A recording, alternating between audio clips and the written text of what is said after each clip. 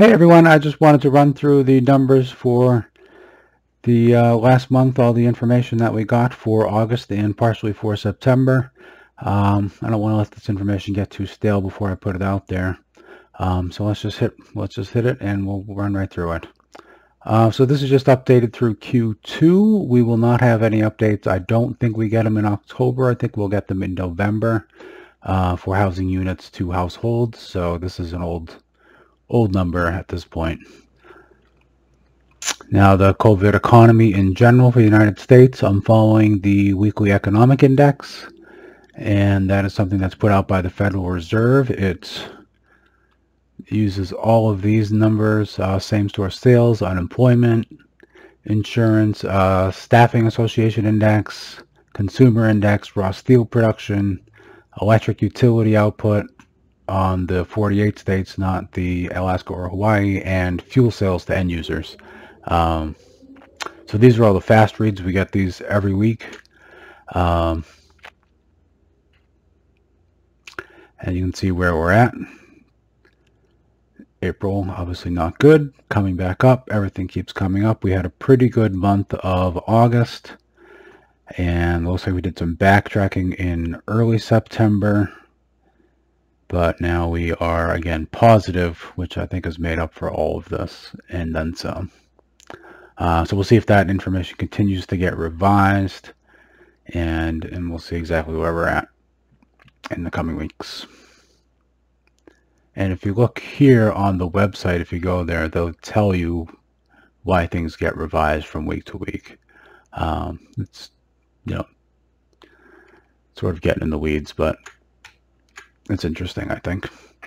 All right, so a little different graphic that I'm used to showing. This is the initial unemployment claims. We have the initial claims for the states, and then we have the additional pandemic claims. That's a federal program.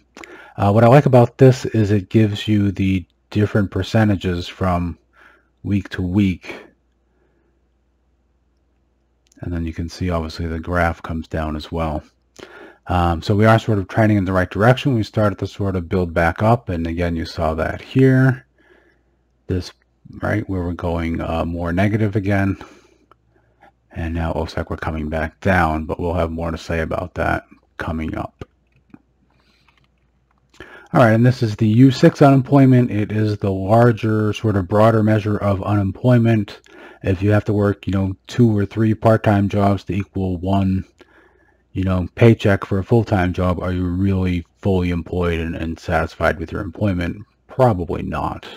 It looks like we peaked at 22% in April, and we kicked in at 16.5% in July.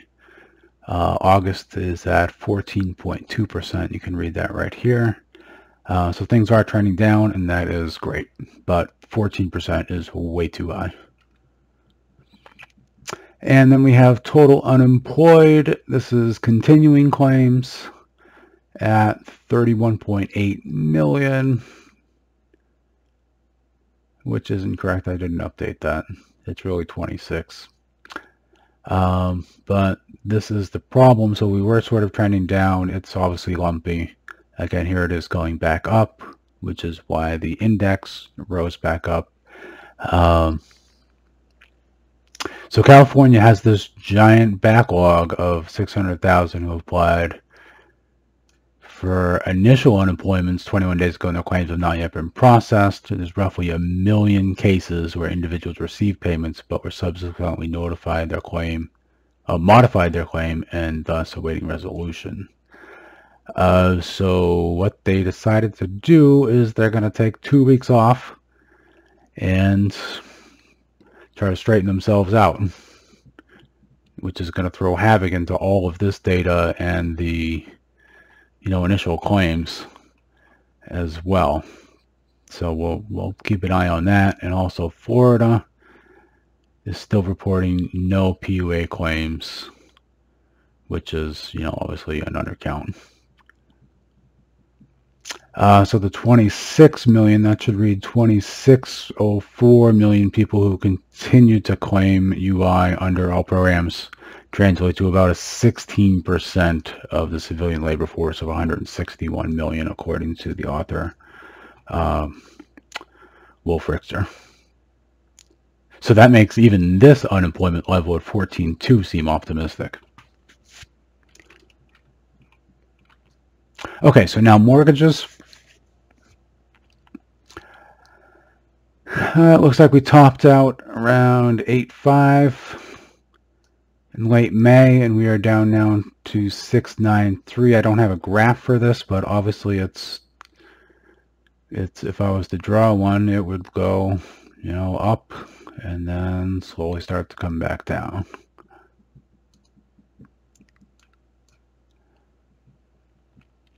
So that is great news. That's obviously where we want to be. It's just a matter of how long can we stay there. Mortgage delinquencies, Q2. Don't have Q3 numbers, obviously, because we just finished Q3.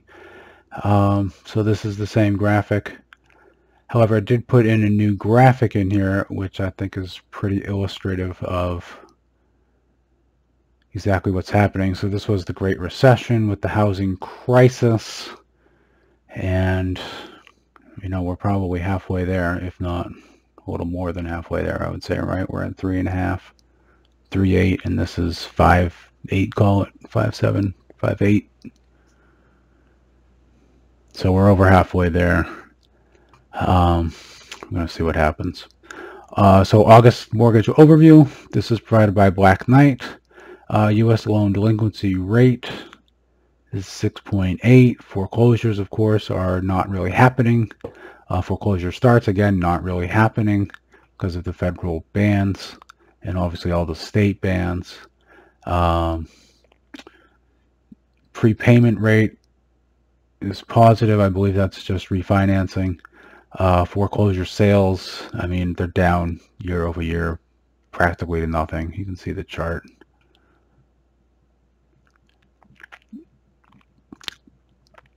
We are adding and subtracting a little bit. I mean, minus 13,000 is nothing when you're looking at 3.7 million almost.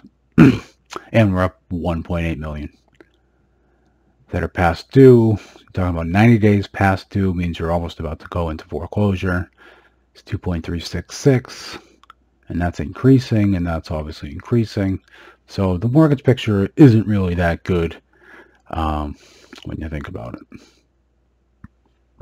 Then there's just another graph, pretty much the same information,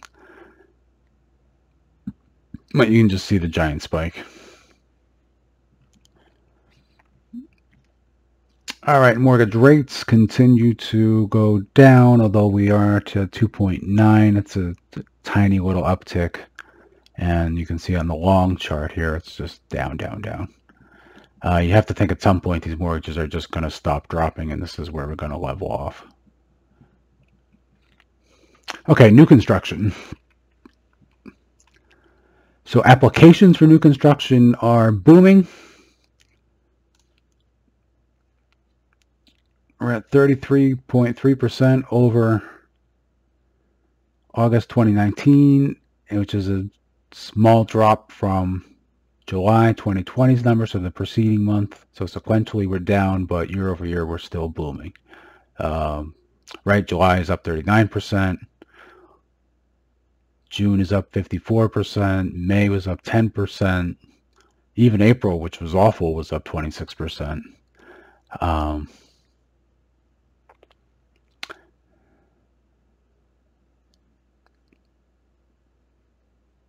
So things are looking good.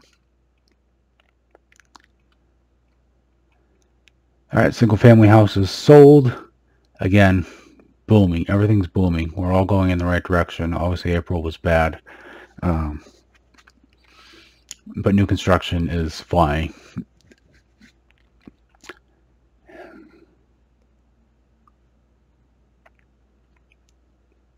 And you can see it more here on this, what is this, like a 5-year chart, I think, where it's just cranking.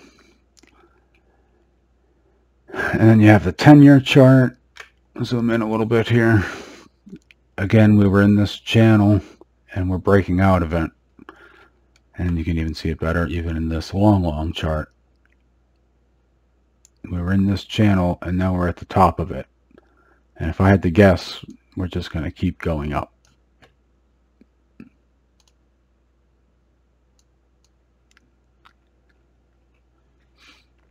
And then new construction stats. So the one family houses sold is down here. We're booming through. Housing starts is the purple line. You can't really see it. They're all jumbled together because everything's going up all at once. Completions are down. And building permits are up.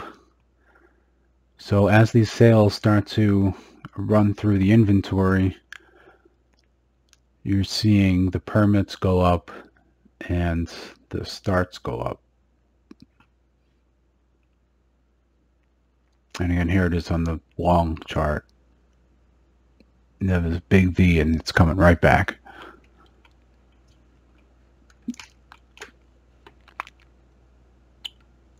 And then this is basically the same information, just a different author with a different presentation. I like how he does this. It's not very clear. But you get the gist. So blue is 2019, red is 2020. We were looking good, then here comes COVID. It killed it for 2 months, and now we're booming. And I would expect the rest of these months to continue to outpace. And so what's happening is the market is diverging. Between 200,000 to 300,000 is cranking, and between 500 and 750,000 is in the dumps. So these are definitely starter homes that are moving, and you're going to see that in this new price. We minus 4 1/3% from last year's, from 2019. So that is reflected right here. You can see that price going down, and I would say it's because we're selling way more of these entry-level homes. And it's not unusual for that to happen. It happened back in April too. That was partially COVID though, I would say. And then here is median months on the market, so just the length of time it takes to sell. 2019 ranged between 3 to 3.6, and August we were at 4.2, so it is taking a little bit longer to close and get a house sold. But you see it here. I mean, it's at such a low level, and you can see how high it can get. It's 14 something months when it's really bad. All right, existing housing stock. Mortgage applications for the middle of September were plus 25% over September 18th, 2019. And you can see this graph is a great one. So this is just a stack chart. The 2020 is the thick blue line. It went way down for COVID, bounced right back, and now we're staying at very high levels over everything else we've seen. We're 25% over the same time last year.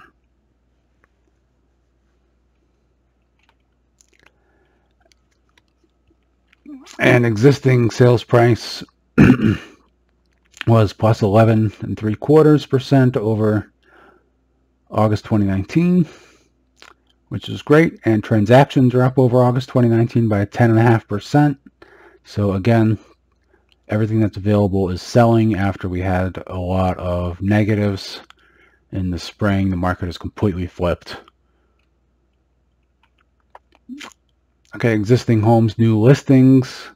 This is the problem, and this is why the prices keep going, because there's no inventory, or not enough inventory. See where we were August 2019? We're right here, and now we're way down here with this whole thing. Let me grab my tool here. If you just follow any one of these, this should have gone up and then started to come down. But instead we have this.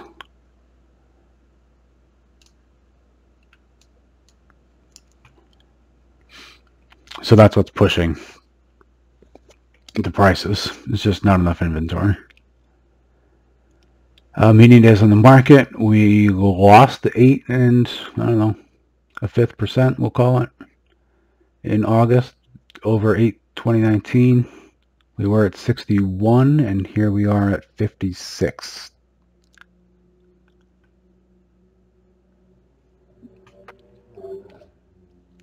And so the homes on the market that are existing are not lasting.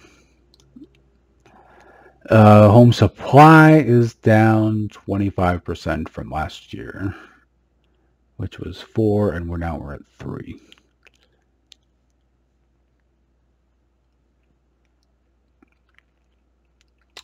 And then we get to Massachusetts. So I did redo this as I've been threatening to do. And I just went back to January and I did everything compared to January, so February. And again, just to review, all of the red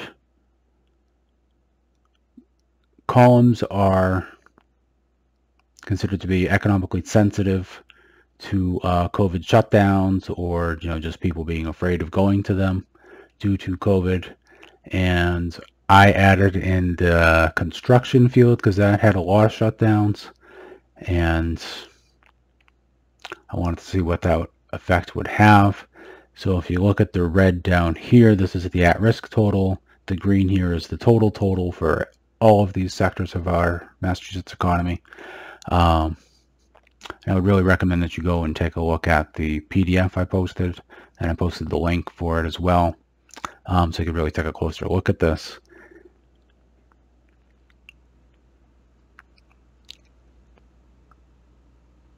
But so far we did bounce back in August. It was the latest data. We should have September relatively soon. Overall, the economy bounced back 1.69%. And the red went 407 increase. And if you factor in construction, it went up 353.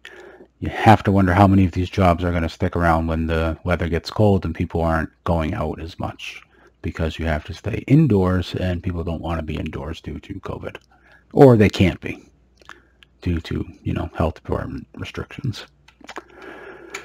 All right, so Massachusetts unemployment claims, initial unemployment claims, 23,574 for middle of September. You see the giant spike, and we've totally pretty much leveled off. We do seem to be increasing a little bit, but I would say as long as we're in this, that's a terrible line.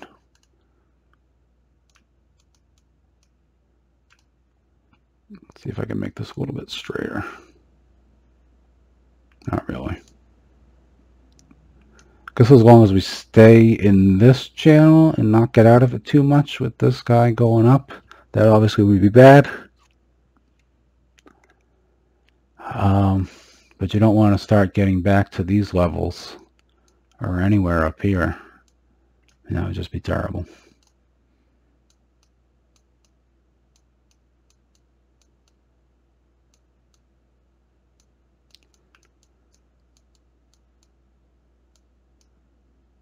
Come on, you. All right, doesn't matter. All right, continuous unemployment claims. We peaked at 16.8%. We're now at 10.10%. Don't have any data on the pandemic claims, the PUA federal program for Massachusetts. That's included here anyways. So we are at 10% right now, which obviously is bad. The only data that I have for new construction is permits that are being issued. We're up 9.75% over August 2019. Really want to see this go up, though. I'd really much rather be here and seeing this stay up here, again, to satisfy the demand. I mean, the market is responding. We're up, we are building, or getting permits anyways to build these houses the past 4 months, 3 months anyway. So I'm sure September will come in positive as well, I guess. And we'll see what happens. Okay, so then we have the existing home statistics. Mass Realtors is the MLS transactions strictly, and the Warren Group has all of the transactions, including the MLS and all the off-market transfers that wholesalers are doing out there. Interfamily transfers for $1, whatever. Everything that's listed with the Registrar of Deeds is within the Warren Group. So that's why I kind of follow both. All right, so these are all Massachusetts Realtor Association numbers. Existing median sale price is plus 14.5, and the 12-month is running at 685. I put them both in this graph. Blue is the monthly, and the red is the 12-month average. And then this blue down here is the 12-month average by itself. And then again, same information, just a different picture. You can see we're really spiking in August after being, sort of within range the past few months. It's really taken off in August. We'll see what happens for September. And this is the 12-month percent change. This is again, it's going to have to redraw the graph pretty soon. Okay, closed sales for Massachusetts. We are 0.77 from August 2019, so that's pretty much a draw. We'll see where we wind up. And I did have a stat.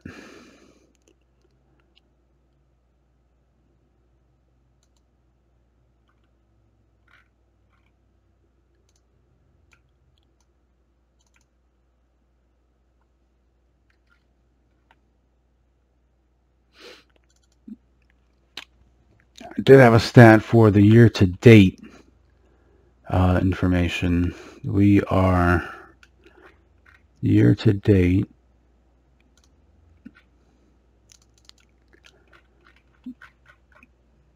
transaction-wise, we are minus 8%. So we're 8% under last year's pace.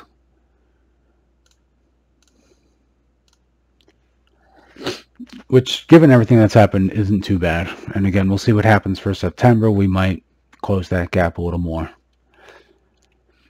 All right, here again is closed sales. You can see it's barely on here.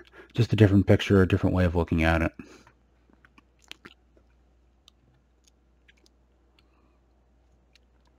This is a 12-month moving average of closed sales. We are dropping. Did level off, which is nice, and hopefully we'll see this start coming up. All right, so then this is the Warren Group median price. Slightly different, 480,000, which is plus 14.25%. And you see it's starting to take off here. Closed sales up 1% over last year this time. Again, we're sort of starting to get into these toppy ranges. We'll see if September continues that. Maybe we'll blow through the top. Just sort of on the assumption that maybe we delayed everything in the springtime. So maybe that pushes sales forward.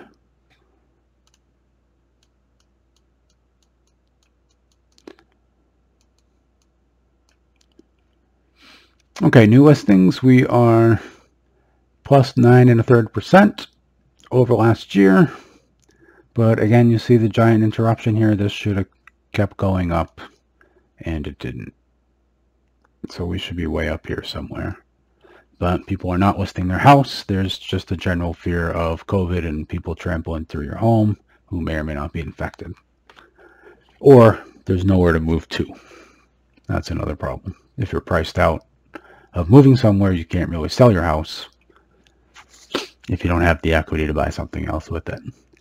12-month listing average, new listings 12-month average, I should say. You see it's tailing here. We're down every month that I've read it. And we're sticking right around the, 11, 13, 14%, 10%. We're in this range right here. Really like to see that move up if some people could shake some listings loose. we could use them. And you see it again right here. Inventory is horrible. We're almost 50% off last year's inventory, which is what's pushing all the prices up. And then here's the same information, just a different picture. You see it's just dramatic. It's just falling off a cliff. We've been here before, but not to this degree. Now we're going to see what happens, but it's not good. And month supply, 6 months is considered to be a neutral reading, and 1.4 months means we are heavily within seller territory, meaning sellers pretty much call the shots. And cumulative days on market. Blue line is the month-to-month read. The yellow line is a 3-month rolling average. And the red line is a 12-month rolling average, just trying to smooth out all the month-to-month gyrations. We are selling houses at a faster clip, which is not surprising given all the demand. It's hard to make too much out of, 4 days though, from 53 days last year for August to 49, but hey, 4 days is 4 days. And not a whole lot to say about condos. Did notice this little trend of minuses, which is unusual, but now we're back in the positives. You see it here. We had a minus and a minus. Now we're back positive. I would expect that to keep continuing unless people just want to flee the condos for, COVID reasons or just being in the city reasons. Condo closed sales, pretty much even with August. Not going to make too big a deal out of that. We did have some real hemorrhages during the spring, but we seem to be leveling off here. And you see that dramatic click down. But now we're back sort of, within this range. All right, and closed sales again, just a different picture. Minus, minus, minus, plus, and a tiny minus. It's kind of hard to see. All right, and pending home sales for August. Nationally, we had 669.5, which is up 40%. And Massachusetts had 39.9%. And Massachusetts median price is up 15.1%. So we should see some pretty strong September sales for Massachusetts, and I would say for the country with that 40%. And then the last couple slides here are the Case-Shiller Index, which measures housing pairs, meaning the same house selling over and over again. And they jumble it all up into an index. This is probably the best method, I think, but it's really slow because we're now looking at July numbers, which I'll remind you all includes, it's a 3-month average of July, June, and May. So while this is the most accurate information, I would say, it's also the slowest and the oldest. But we were up 1% from June to July and 4.4% for the July to July. 2019 to July, 2020. Seems to be slightly outpacing the national, but it's, it's all pretty much moving in sync. And then this is just a bigger picture back to the 80s. And again, we've been pretty much in sync since, 2012, 2013, just with the national.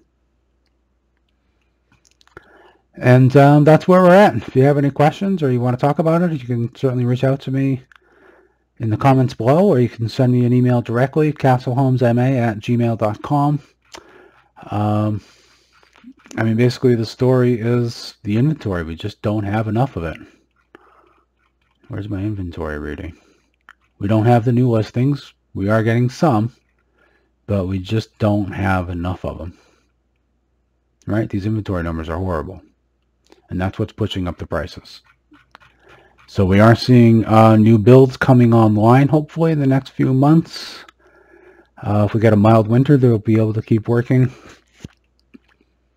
and doing, foundations and ground starts. and all that fun stuff on these lots. It's also great for flippers and remodelers to take all the inventory that isn't really habitable and redo it and make it up to modern standards and make it livable, so those houses can be no longer vacant but occupied. I don't really have a whole lot more to say. That's it. Thank you, everyone. Leave a like, leave a comment, and have a great day.